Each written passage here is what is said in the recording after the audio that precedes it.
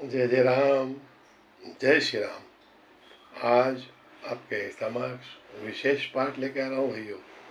आज का जो पाठ है मैं मेरे भाई भाई जी के चरणों में समर्पित करता हूँ। संस्कार ही पूर्वजों की धरोहर है, पार्ट 2। भाइयों, संस्कार जो है हमें कहीं बाजार में नहीं मिलते, कहीं दुकान में नहीं मिलते। ये हमें हमारे पूर्वजों से, हमारे गुरुजन से ही मिलते हैं। पहले जब हम नींद में से उठते थे तो हमारे कानों में मंदिर की घंटी बजती थी, आरती आती थी। मगर आज जब हम नींद में से उठते हैं तो हमें नींद में से मोबाइल में जो फिल्मी गीत बजते हैं वो हमें उठाते हैं। इतना परिवर्तन आ गया है भाइयों। संस्कार जो है हमें अपने बच्चों को, बच्चियों को देना है। हमारी संस्कृति के बारे में बतलाना है, हमारे धर्म के बारे में बतलाना है। हम गुरुजन, हमारा एक ही कर्तव्य है, हमारे बच्चों को, हमारे विद्यार्थियों को हम हमारे धर्म के बारे में, हमारे संस्कृति के बारे में बतलाएं। और अगर हमें उन्हें नहीं बतलाएंगे तो उन्हें कहाँ से पता चलेगा हमारे संस्कृति के बारे में, हमारे धर्म के बारे में। पहले हमारे दादा दादी जब हम रोते थे तो हमें भगवान की कहानी सुनाते थे और हमारे वीर पुरुषों की कहानी सुनाते थे। मगर आज जब बच्चा रोता है तो माता पिता उसके हाथ में मोबाइल दे देते हैं और कार्टून फिल्म लगा लेते हैं। वो कार्टून फिल्म देखते रहता है। अब जब हम बच्चों को हमें हमारे संस्कार ही नहीं देंगे तो उन्हें क्या पता लगेगा। तो सबसे पहले हमें हमारे बच्चों को हमारे संस्कृति, हमारे धर्म के बारे में बतलाना है। हम पूजा अर्चना करेंगे तो बच्चे देखेंगे, वहाँ भी एक दिन पूजा अर्चना करेंगे। मगर जब हम ही पूजा अर्चना नहीं करते हैं तो बच्चे कहाँ से करेंगे। उन्हें संस्कार ही नहीं मिलेंगे, उन्हें पता ही नहीं लगेगा कि पूजा किसे कहते हैं, आराधना किसे कहते हैं। तो सबसे पहले हमें पूजा अर्चना करनी है घरों में, हमारे गुरु की, हमारे भगवान की, हमारे माता पिता की, सबकी। और हम नित्य करो और बच्चा नित्य देखेगा तो निश्चित उसे भी लगाव होगा, वो भी करेगा। देखिए बहुत से समुदाय में जो रहता है 2 साल 3 साल के बच्चे को अपने मज़हब के बारे में, अपने संस्कृति के बारे में बतलाते हैं। और हम अगर हमारे बच्चों को मंदिर नहीं लेके जाएंगे, उन्हें हमारे वीर पुरुषों की कहानी नहीं बताएंगे, हमारे धर्म के बारे में नहीं बताएंगे तो उन्हें कहाँ से पता लगेगा कि हमारा धर्म क्या है, हमारी संस्कृति क्या है। तो सबसे पहले तो हमें हमारे बच्चों को हमारे परिवार के बारे में, हम किस तरह सम्मान करते हैं, आने वाले का हम कैसे स्वागत करते हैं, जैसा हम करेंगे वैसा ही बच्चा देखेगा।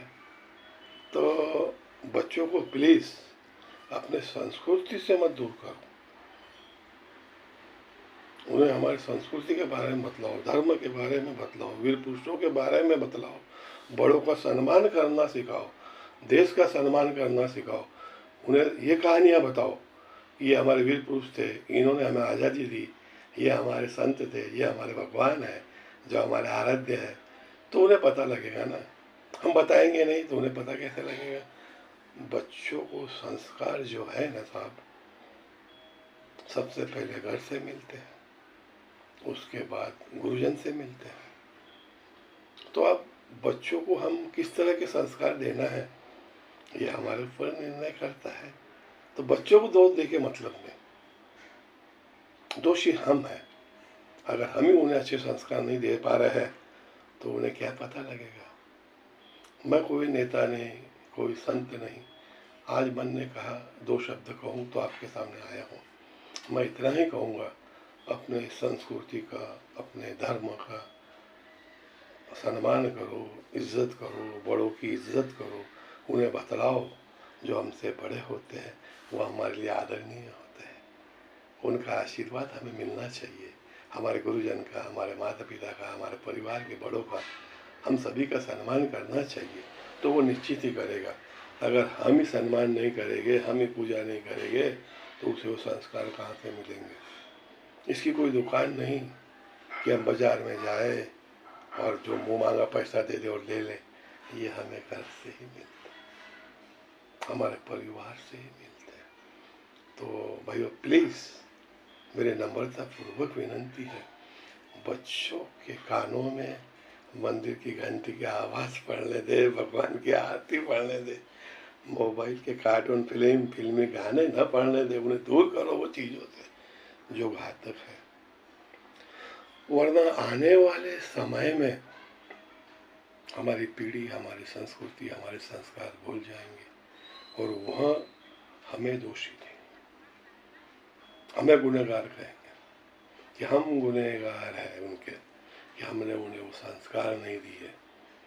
अब भाई सीधी सी बात है, अगर मैं बच्चे को मंदिर में भेजूँगा तो वो मंदिर में जाएगा तो भक्तिमय वातावरण देखेगा, उसके बुद्धि पे वो लाइट चलेगा, ये अच्छी चीज़ है। अगर मैं उसे मधुशाला में भेजूँगा तो वो वहीं देखेगा।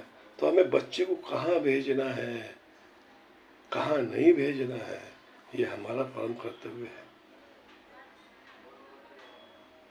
तो बस भाइयों इतना ही कहूँगा, अपने संस्कृति का, अपने धर्म का जतन करो और अपने बच्चों को अपने पूर्वजों के बारे में, हमारे वीर पुरुषों के बारे में, हमारे संतों के बारे में, हमारे धर्म के बारे में, हमारे देश के बारे में उसे इतना बताओ कि वो भूलना चाहे भी तो भूल न सके।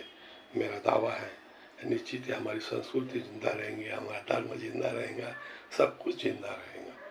मगर अगर हमने उनसे, हमारे संस्कृति से, धर्म से, मजहब से, देश से दूर कर दिया तो फिर आने वाला समय हमें कभी माफ़ नहीं करेगा।